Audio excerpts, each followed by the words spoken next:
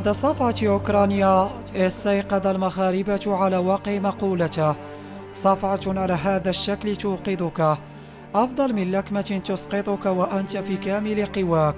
فبعد ثلاثية العراق دخل الأسود وعينهم على المربع الذهبي، فعند الأكل تأتي الشهية. الجائع تهديفيا سفيان رحيمي، ومن لا شيء صنع كل شيء. اصطاد ضربة جزاء للمغاربة، نفذها السوبر سفيان رحيمي بامتياز، وكأن رحيمي يقول للحارس الأمريكي: زاويتي معروفة فتصدى لكرتي. وبعدها تراجعت أمريكا للوراء، واستحوذ المغاربة على المباراة طولا وعرضا.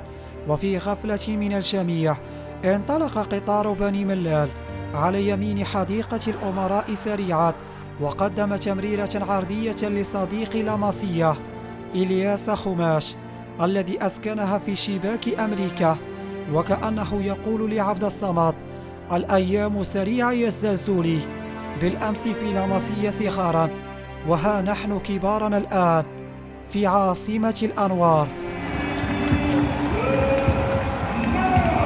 لا يمكن للقطار أن يظهر بمظهر رفيع، وبراق باريس حاضر في عاصمة الأنوار. أشرف حكيمي وبمجهود فردي انطلق كالصاروخ نحو الشباك الأمريكية، وأمام أنظار الوالدة والعائلة سجل هدفا ولا أروع، جعل به ناصر الخليفي في حالة ذهول.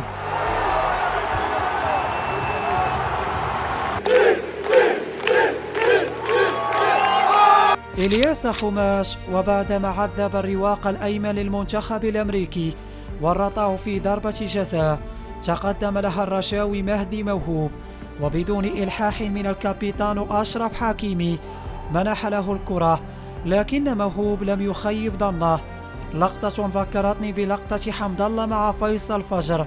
هنا تشعر بدور القائد، وهنا تدرك أن هذا المنتخب عائلة وليس مجرد فريق.